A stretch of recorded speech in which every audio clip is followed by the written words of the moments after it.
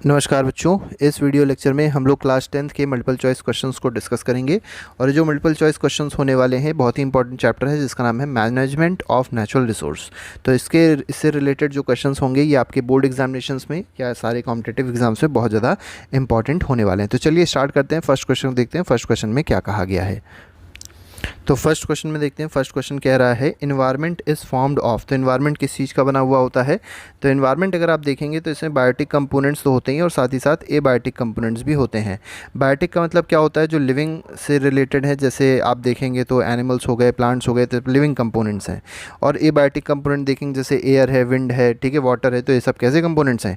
Abiotic components हैं। तो यहाँ पर इन्वायरमेंट जो है, इन्वायरमेंट में क्या आएगा? बायोटिक के साथ साथ एबायोटिक भी आ जाएगा।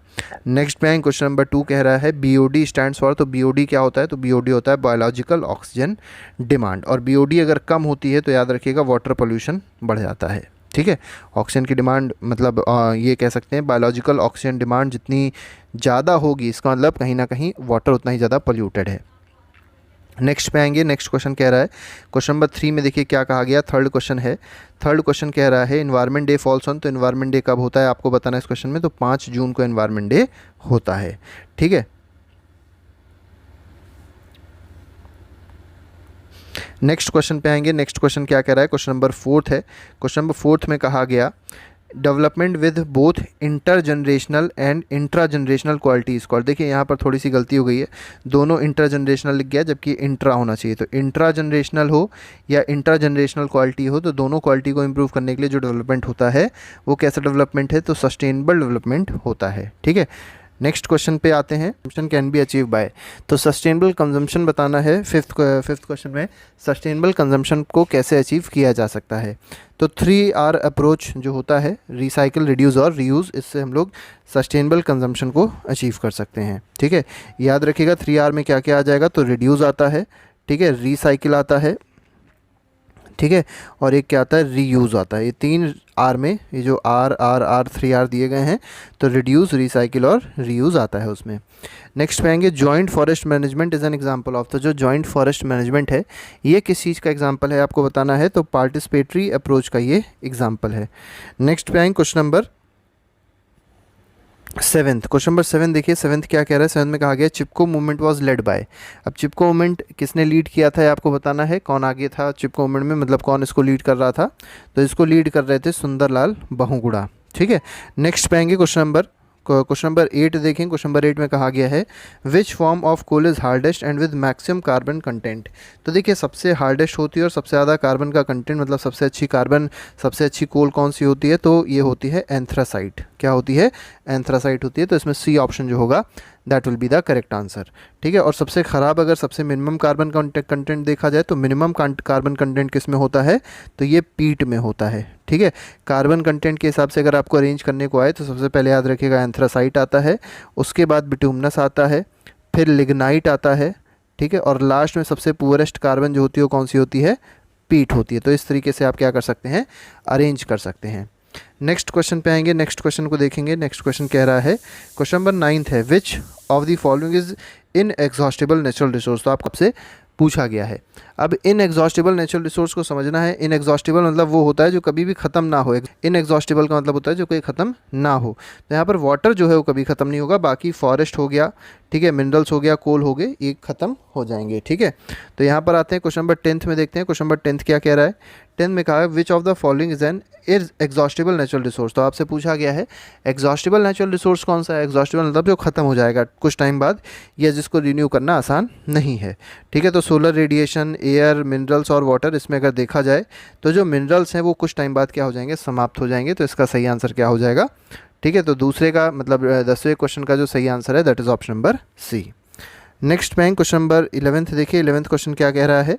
The quality of environment can be improve by. ठीक है, तो जो इन्वायरमेंट की जो क्वालिटी है इसको इम्प्रूव करने का जो तरीका है वो क्या है पूछा गया आपसे। तो डिफॉरेस्टेशन बिल्कुल गलत है, over use of natural environment भी बिल्कुल गलत है, इरोजन भी बिल्कुल गलत है, conservation is the correct answer. तो कंजर्वेशन अगर आप करते हैं मिनरल्स का, ठीक है, लैंड का, ठीक है, पेड़ों का, तो कहीं ना कहीं जो इन्वायरमेंट है उसकी क्वालिटी क्या हो सकती है? इम्प्रूव हो जाएगी। नेक्स्ट पे आएंगे, maximum petroleum is used in, सबसे ज़्यादा पेट्रोलियम कहाँ यूज़ होता है, ये आपको इस क्वेश्चन में बताना है। तो सबसे ज़्यादा पेट्रोलियम एग्रीकल्चर में नहीं यूज़ होता, शिपिंग में भी नहीं यूज़ होता, इंडस्ट्रीज़ में, ट्रांसपोर्टेशन में यूज़ होता है। तो इसका सही आंसर क्या हो जाएगा, D option is the correct answer. ठीक है, सबसे ज़्यादा पेट्रोल याद रखिएगा, पेट्रोलियम सबसे ज़्यादा कहाँ यूज़ होता है, ट्रांसपोर्टेशन में यूज़ होता है। नेक्स्ट पे आएंगे, डिफॉरेस्टेशन कॉजेज़। ठीक है, अब डिफॉरेस्टेशन जो है वो क्या कॉज करेगा, ये आपसे इस क्वेश्चन में पूछा गया है। तो डिफॉरेस्टेशन में अगर आप देखेंगे तो क्या कॉज करता है, तो सॉयल पोल्यूशन, यहाँ पर सॉयल दे दिया गया है। ठीक है, तो थोड़ी सी बात यहाँ पर गलत हो गई, तो सॉयल नहीं होना चाहिए, यहाँ पर सॉयल पोल्यूशन होना चाहिए। तो सॉयल पोल्यूशन तो कॉज करेगा। ठीक है, यहाँ केवल पोल्यूशन है, गलत है, नो फ्लड्स ये भी गलत है, नन ऑफ दीज गलत है। तो इसमें क्या हो जाएगा, ए ऑप्शन सही हो जाएगा, सॉयल इरोजन मान लीजिए इसको, सॉयल इरोजन पोल्यूशन से अच्छा है कि बेस्ट टर्म अगर देखा जाए तो क्या है, soil erosion is the best term. ठीक है, तो 13 का आंसर क्या हो जाएगा, deforestation causes soil erosion. Next पे आएंगे, क्वेश्चन नंबर 14 देखेंगे। 14 क्वेश्चन में क्या कहा गया, ecological imbalance is the in the biosphere is created by. ठीक है, जो इकोलॉजिकल बैलेंस होता है बायोस्फीयर में वो कैसे क्रिएट होता है, ये आपको इस क्वेश्चन में बताना है। ठीक है, तो इकोलॉजिकल बैलेंस क्रिएट होता है फॉरेस्ट के कंजर्वेशन से। ठीक है, फॉरेस्ट को कंजर्व करेंगे तो इकोलॉजिकल बैलेंस बना रहेगा, वरना नहीं बना रहेगा। नेक्स्ट पे आएंगे, नेक्स्ट क्वेश्चन बोल रहा है floods can be prevented by, तो फ्लड्स को कैसे प्रिवेंट किया जाता है ये आपको बताना है। कटिंग दी फॉरेस्ट बिल्कुल ही गलत है, afforestation will be the correct answer. ठीक है, तो फ्लड अगर आपको प्रिवेंट करना है तो पेड़ ज़्यादा से ज़्यादा लगाइए। पेड़ क्या करेंगे, जो रूट्स होती हैं, ठीक है, ट्रीज़ की जो रूट्स होती हैं वो क्या करती हैं, वाटर को एब्जॉर्ब करने की कैपेसिटी को बढ़ा देती हैं। ठीक है, लैंड में जो वाटर की एब्जॉर्प्शन की कैपेसिटी होती है वो बढ़ जाती है, जिसकी वजह से पानी सूख जाता है, पानी आगे मतलब बढ़ता नहीं है, पानी का लेवल थोड़ा सा कम हो जाता है। ठीक है, क्योंकि वो एब्जॉर्ब कर लेगा, जो सॉयल होगी वो क्या कर लेगी, वाटर को एब्जॉर्ब कर लेगी। नेक्स्ट में आते हैं, गंगा एक्शन प्लान पूछा गया है, कब स्टार्ट किया गया था गंगा एक्शन प्लान, ये आपको इस क्वेश्चन में बताना है। ठीक है, तो 1985 अगर देखेंगे इसका सही आंसर होगा। ठीक है, नेक्स्ट क्वेश्चन पे आते हैं, क्वेश्चन नंबर 17 है। 17 क्वेश्चन में कहा गया, which of the following are stake holders of forest, तो फॉरेस्ट के स्टेक होल्डर कौन कौन होते हैं आपको बताना है इस क्वेश्चन में। तो लोकल जो पीपल होते हैं वो तो होते ही हैं, इसके बाद इंडस्ट्रीज़ भी होती हैं, गवर्नमेंट भी होती है, तो इसका आंसर क्या हो जाएगा, ऑल ऑफ दीज हो जाएगा। नेक्स्ट पे क्वेश्चन नंबर 18 देखें। क्वेश्चन नंबर 18 में कहा गया है, अमृता देवी बिश्नोई अवार्ड। ठीक है, ये मेनली जोधपुर राजस्थान में दिया जाता है, राजस्थान की सरकार देती है। ठीक है, अभी किस चीज़ के लिए है आपको बताना है इस क्वेश्चन में, तो वाटर कंजर्वेशन के लिए है कि वाइल्ड लाइफ कंजर्वेशन के लिए है कि सॉइल कंजर्वेशन के लिए है, ये आपको इस क्वेश्चन में बताना है। तो अमृता देवी बिश्नोई अवार्ड जो है वो वाइल्ड लाइफ कंजर्वेशन से रिलेटेड है, तो इसमें बी ऑप्शन सही हो जाएगा। इसमें पूछा गया था चिपको मूवमेंट स्टार्ट कहाँ से हुआ, तो स्टार्ट हुआ था उत्तराखंड से। ठीक है, और इसमें हुआ क्या था, मेनली जो ट्रीज थे उससे लोग चिपक गए थे और फिर उनको मतलब ये कह सकते हैं कि पेड़ों को कंजर्व करने के लिए जो लोग काटने आ रहे थे वो पहले ही क्या कर दिए थे, लोग उससे चिपक गए थे, इसलिए नाम भी कहा गया चिपको मूवमेंट। नेक्स्ट पे आएंगे, नेक्स्ट क्वेश्चन को देखेंगे। नेक्स्ट क्वेश्चन कह रहा है, Arabari project was started in 1972 इन, तो जो आराबरी प्रोजेक्ट है वो 1972 में स्टार्ट हुआ था, और कहाँ पर स्टार्ट हुआ था आपको बताना है, तो ये वेस्ट बंगाल में स्टार्ट हुआ था। तो इसमें जो सही आंसर होगा that will be West Bengal. Next पे आएंगे, नेक्स्ट क्वेश्चन देखते हैं। क्वेश्चन नंबर 21 है। 21 में देखिए, 21 का 22 है, नहीं 21st क्वेश्चन है इसके बाद।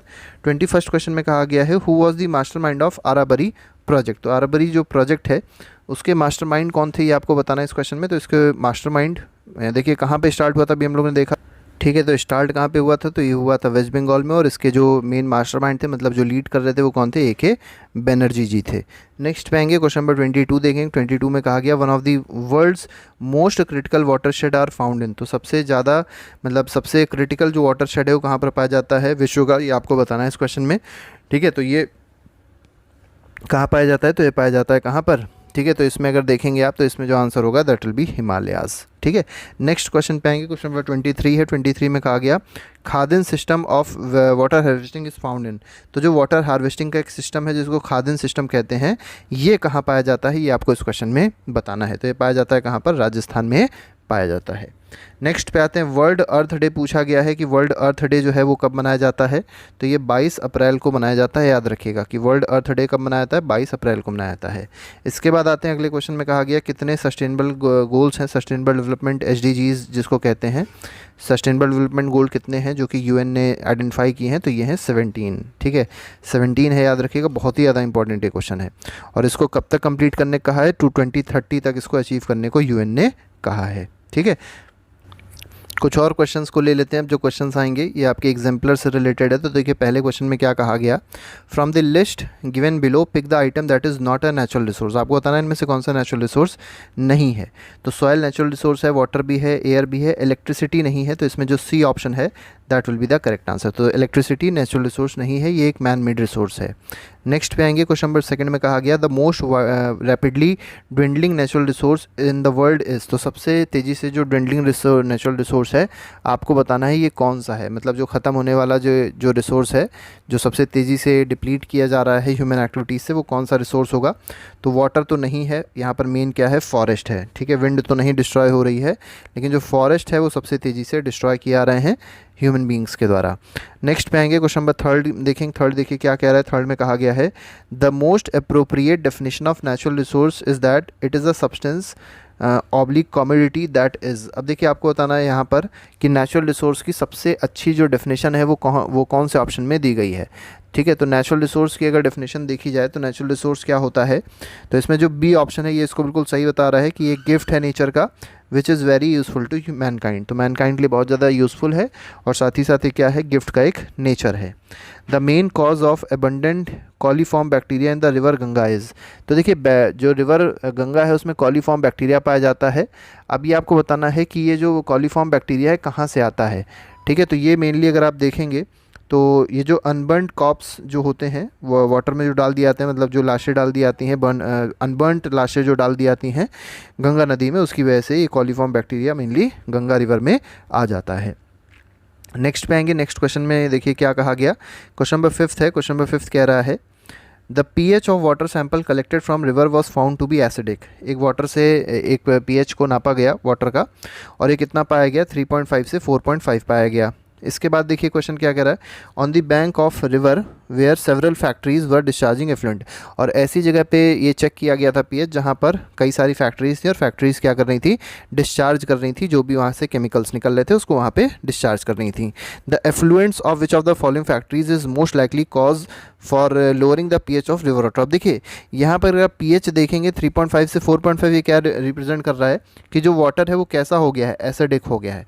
याद रखिएगा एसिड का पीएच लेस देन 7 होता है और बेस का पीएच ग्रेटर देन 7 होता है। ठीक है, पीएच अगर एसिडिक है तो कहाँ से कहाँ तक लाई करेगा, तो 0 से 7 तक लाई करेगा, मतलब 7 से कम तक। और बेसिक है तो 7 से लेके 14 तक लाई करेगा। और अगर कोई चीज़ न्यूट्रल है, जैसे वाटर है, ठीक है, तो इसका पीएच क्या होता है, 7 होता है। अब पूछा गया इसका मेन कारण क्या है कि वो एसिडिक जो पानी हो गया वो एसिडिक क्यों हो गया, इसका कारण क्या है। तो यहाँ पर हो सकता है कि यहाँ पर अल्कोहल की डिस्टिलरी हो। ठीक है, अल्कोहल बनाया जाता होगा। तो ये जो डी ऑप्शन है that is the correct answer. Question number 6 पे आते हैं। 6th क्वेश्चन में देखते हैं 6th क्वेश्चन क्या कह रहा है, the pH range for most conducive life of fresh water plant and animal. तो देखिए जो फ्रेश वाटर में प्लांट एनिमल रहते हैं उनके लिए जो वाटर का पीएच होना चाहिए वो क्या होना चाहिए, ये आपसे इस क्वेश्चन में पूछा गया। तो अप्रॉक्सीमेटली ये न्यूट्रल होना चाहिए, मतलब 6.5 से 7.5 होना चाहिए। ठीक है, नेक्स्ट पे आएंगे क्वेश्चन नंबर 7th। देखिए 7th क्वेश्चन में क्या कहा गया। 7th क्वेश्चन कह रहा है the 3 R's that will help us to conserve natural resource for long term use are. ये जो 3 R अभी हमने आपको बताए थे, आपको बताना है 3 R क्या होते हैं। तो ये होते हैं रिड्यूस, रिसाइकिल और रीयूज़। याद रखिएगा, बहुत ही ज़्यादा इंपॉर्टेंट है, बच्चे कभी कोई गलत भी कर देते हैं। तो पहला रिड्यूस है, दूसरा रिसाइकिल है और चौथा क्या है, रीयूज़ है। नेक्स्ट पे क्वेश्चन नंबर 8th। देखिए 8th में क्या कहा गया। 8th कह रहा है given below are a few statement related to biodiversity. तो बायोडाइवर्सिटी से रिलेटेड यहाँ पर कुछ स्टेटमेंट्स दिए गए हैं। Pick those that are correctly describe the concept of biodiversity. मतलब जो कॉन्सेप्ट बायोडाइवर्सिटी का बता रहा है वो आपको बताना है इनमें से कौन कौन से स्टेटमेंट हैं जो बायोडाइवर्सिटी को सही से एक्सप्लेन कर रहे हैं। तो पहला देखिए, पहले में कहा गया biodiversity refers to different species of flora and fauna present in an area. ठीक है, फ्लोरा मतलब होता है फ्लावर्स और फौना मतलब होता है एनिमल्स। ठीक है, फ्लोरा मतलब एक तरीके से प्लांट्स होता है और फौना क्या हो जाएगा, एनिमल्स होएगा। तो किसी भी एरिया में जितनी भी स्पीशीज़ रहती हैं फ्लोरा और फौना की, उसी को क्या कहते हैं हम लोग, बायोडाइवर्सिटी कहते हैं। बिल्कुल ठीक है। Second, biodiversity refers to only flora of a given area, गलत है, ओनली फ्लोरा गलत है। Is greater in a forest. तो फॉरेस्ट के केस में जो बायोडाइवर्सिटी होती है बहुत ज़्यादा होती है, तो ये भी आपका ऑप्शन सही है। तो पहला और तीसरा तो फिलहाल सही है। चौथे पे आते हैं, पहला तीसरा सही हो गया, दूसरा गलत था। चौथे पे आते हैं biodiversity refers to total number of individuals of a particular species living in that area. ये भी आपका स्टेटमेंट गलत है। तो इसका जो सही आंसर हो जाएगा वो फर्स्ट एंड थर्ड हो जाएगा। नेक्स्ट बैंक क्वेश्चन नंबर 9 देखिए, क्वेश्चन नंबर 9 में क्या कहा गया है? क्वेश्चन नंबर 9 में कहा गया, among the statements given below select the ones that correctly describe the concept of sustainable development. अभी आपसे बायोडायवर्सिटी पूछा गया था, अब आपसे पूछा गया है कि कौन सा स्टेटमेंट सस्टेनेबल डेवलपमेंट से रिलेटेड बिल्कुल सही है। ठीक है, तो यहाँ पर अगर पहला स्टेटमेंट देखा जाए तो इसमें कहा गया planned growth with minimum damage to the environment. मतलब ग्रोथ तो करनी है, प्लान्ड ग्रोथ करनी है जिससे इन्वायरमेंट का डैमेज सबसे कम से कम हो। तो बिल्कुल सही स्टेटमेंट दिया गया, तो फर्स्ट बिल्कुल सही है। सेकंड में कहा गया growth irrespective of extent of damage cause to the environment, गलत है। ठीक है, यहाँ पर ये देखिए कहा गया इररिस्पेक्टिव मतलब बिना देखे आप ग्रोथ करे आ रहे हो, ग्रोथ करे आ रहे हो, और जितना भी डैमेज हो रहा है उससे कोई मतलब नहीं। तो ऐसा तो है ही नहीं। सस्टेनेबल डेवलपमेंट में क्या करना है? ग्रोथ तो करनी है लेकिन इन्वायरमेंट पे डैमेज नहीं होना चाहिए। तो सेकंड स्टेटमेंट बिल्कुल ही गलत रहेगा। थर्ड में कहा गया stopping all development work to conserve the environment. क्या सारे डेवलपमेंट वर्क को ही स्टॉप कर दिए जाए? नहीं, डेवलपमेंट होना है। डेवलपमेंट के बिना तो इंसान नहीं रह सकता ना, तो डेवलपमेंट तो होना है लेकिन कैसे होना है? इन्वायरमेंट को बिना हार्म पहुंचाए होना है। तो फर्स्ट सही है, सेकंड और थर्ड क्या है? गलत हैं। फोर्थ में क्या कहा गया? Growth that is acceptable to all stake holders. तो ग्रोथ ऐसी होनी चाहिए जो सारे स्टेक होल्डर्स के लिए एक्सेप्टेबल हो। तो ये भी आपका स्टेटमेंट बिल्कुल सही है। तो इसमें जो सही आंसर हो जाएगा फर्स्ट एंड फोर्थ हो जाएगा। तो option number A is correct. Question number 10 पे आते हैं। 10th क्वेश्चन क्या कह रहा है? In our country vast tracts of forest are cleared and single species of plant is cultivated. ठीक है, तो अपनी कंट्री में क्या होता है? हम लोग की कंट्री में होता ये है कि बड़े बड़े जो फॉरेस्ट हैं उनको क्लियर कर दिया जाता है और प्लांट की कुछ स्पीशीज़ हैं उनको कल्टीवेट किया जाता है। ठीक है, दिस प्रैक्टिस प्रमोट्स। अब देखिए ये क्या प्रमोट करती है आपको बताना है इस क्वेश्चन में। ठीक है, ये जो है ये क्या प्रमोट करेगी? तो मोनोकल्चर को प्रमोट करती है। मोनोकल्चर मतलब सेम जब चीज़ उगाई जाती है तो उसको कहते हैं मोनो। मोनो मतलब होता है वन और कल्चर मतलब किसी चीज़ को ग्रो करना। ठीक है, तो this is called monoculture in the area को इसको प्रमोट करेगा। नेक्स्ट पे आएंगे, नेक्स्ट क्वेश्चन को देखें। क्वेश्चन नंबर 11 देखिए क्या कह रहा है। 11th में कहा गया successful forest conservation strategy should involve. देखिए अगर फॉरेस्ट कंजर्वेशन की स्ट्रेटजी सक्सेसफुल है तो उसमें क्या चीज़ होना जरूरी है, ये आपसे इस क्वेश्चन में पूछा गया है। तो protection of animal eight highest trophic level, तो प्रोटेक्शन ऑफ एनिमल होना चाहिए हाईएस्ट ट्रॉफिक लेवल पे, बिल्कुल गलत है। प्रोटेक्शन ऑफ ओनली कंज्यूमर्स, बिल्कुल ही गलत है। प्रोटेक्शन ऑफ ओनली हर्बीवोर्स, ये भी बिल्कुल गलत है। ठीक है, और थर्ड लास्ट में कहा गया है comprehensive programme to protect all the physical and biological components. ठीक है, तो फॉरेस्ट कंजर्वेशन स्ट्रेटजी वही अच्छी है जिसमें सारे जितने भी आपके लिविंग ऑर्गेनिजम्स हैं उनको प्रोटेक्ट करने की बात हो। ठीक है, तो यहाँ पर होना चाहिए comprehensive programme to protect all physical and biological components. तो सारे फिजिकल और बायोलॉजिकल कंपोनेंट प्रोटेक्ट करने की बात होनी चाहिए। नेक्स्ट बैंक क्वेश्चन नंबर 12 देखिए क्या कह रहा है। The important message conveyed bye Chipko movement is. अब चिपको मूवमेंट क्या मैसेज कन्वे करती है ये आपको बताना है इस क्वेश्चन में। देखिए बहुत ही अच्छा क्वेश्चन है। ठीक है, तो चिपको मूवमेंट क्या मैसेज कन्वे कर रही है? To involve the community in forest conservation efforts. तो यही इसका आंसर जो होगा वो सही हो जाएगा कि जो कम्युनिटी है उसको इन्वॉल्व करना चाहिए किस चीज़ में? फॉरेस्ट कंजर्वेशन के लिए। नेक्स्ट पे आएंगे, नेक्स्ट क्वेश्चन देखेंगे। नेक्स्ट क्वेश्चन क्या कह रहा है? तो देखिए नेक्स्ट क्वेश्चन में कहा गया है in our country there are attempts to increase the height of several existing dams. तो देखिए होता क्या है, एनर्जी ज़्यादा लाने के लिए क्या करते हैं अक्सर डैम की हाइट को बढ़ा देते हैं, क्योंकि वाटर अगर ज़्यादा हाइट से गिरेगा तो ज़्यादा एनर्जी उसके पास होगी और जब वो शाफ्ट पे गिरेगा तो ज़्यादा इलेक्ट्रिसिटी वहाँ से जनरेट होगी। ठीक है, तो ये मेनली किया गया टेहरी डैम में, अलमाती डैम में, ठीक है, नर्मदा डैम में, जो सरदार सरोवर डैम है वहाँ पर भी ये चीज़ करी गई है। Choose the correct statement of the following that are consequences of raising the height of dams. अब हाइट बढ़ाने से क्या होने वाला है ये आपको इस क्वेश्चन में बताना है। तो पहला दिया गया terrestrial flora and fauna of the areas is destroyed completely, बिल्कुल सही है। जो फ्लोरा और फौना होते हैं, टेरेस्ट्रियल फ्लोरा और फौना होते हैं उस जगह के वो क्या होते हैं? डिस्ट्रॉय होते हैं, बिल्कुल ठीक है। सेकेंड में कहा गया dislocation of people and domestic animal living in the area. अब क्योंकि बाढ़ आ जाएगी, बाढ़ आने की आशंका ज़्यादा हो जाएगी जिसकी वजह से क्या होगा? लोग डिसलोकेट कर दिए जाते हैं सरकार के द्वारा। ये भी ऑप्शन बिल्कुल सही है। थर्ड में कहा गया वैल्यूएबल एग्रीकल्चरल लैंड में बी परमानेंटली लॉस्ट। तो जो एग्रीकल्चरल लैंड है क्या वो परमानेंटली लॉस्ट हो जाएंगे? ठीक है, तो यहाँ पर अगर देखें तो इस क्वेश्चन में ये चीज़ तो सही आएगी। ठीक है, तो इसमें ये भी सही हो जाएगा आपका ऑप्शन। और लास्ट ऑप्शन पे आते हैं, इसमें देखिए कहा गया है, ठीक है, वैल्यूएबल एग्रीकल्चरल लैंड में भी परमानेंटली लॉस, बिल्कुल सही है कि जो वैल्यूएबल लैंड था आपका वो कम्प्लीटली ख़त्म हो जाएगा। और लास्ट में कहा गया it will generate permanent employment to the people, तो ये जरूरी नहीं है एम्प्लॉयमेंट जनरेट करे, ये कोई ज़रूरी बात नहीं है। तो इसमें फर्स्ट सेकंड थर्ड जो ऑप्शन है ये कॉन्सिक्वेंस होते हैं डैम की हाइट बढ़ाने से। नेक्स्ट पे आते हैं, नेक्स्ट क्वेश्चन को देखें। क्वेश्चन नंबर 14 क्या कह रहा है, एक्सपैंड द एब्रीविएशन गैप। तो GAP जो आपको दिया गया है वो आपको एक्सप्लेन करना है वो है क्या। तो बहुत सिंपल है, GAP का मतलब होता है गंगा एक्शन प्लान, तो इसमें ज़्यादा दिमाग नहीं लगाना है, ठीक है। GAP का मतलब क्या है, गंगा एक्शन प्लान है, तो इसमें C ऑप्शन सही हो जाएगा। इसमें आते हैं सेलेक्ट द इनकरेक्ट स्टेटमेंट, आपको बताना है कौन सा स्टेटमेंट इसमें इनकरेक्ट है, उस पर आपको टिक करना है, ठीक है। सेलेक्ट द इनकरेक्ट स्टेटमेंट, ठीक है।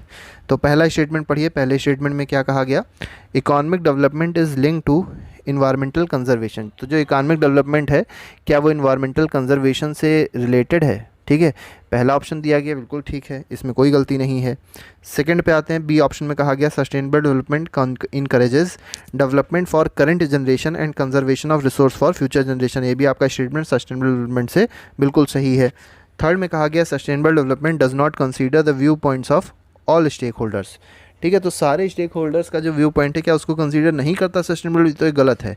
सारे स्टेक होल्डर, जितने भी स्टेक होल्डर होते हैं उनका व्यू पॉइंट कंसीडर करता है सस्टेनेबल डेवलपमेंट। तो ये जो C ऑप्शन है ये आपका गलत स्टेटमेंट दिया है। इसका सही स्टेटमेंट क्या होगा कि स्टेक होल्डर्स का जो भी राय होती है, जो भी व्यू पॉइंट्स होते हैं उनको कंसीडर किया जाता है सस्टेनेबल डेवलपमेंट। और चौथा ऑप्शन बिल्कुल सही है। तो इसमें जो स्टेटमेंट गलत है वो कौन सा है, C ऑप्शन है।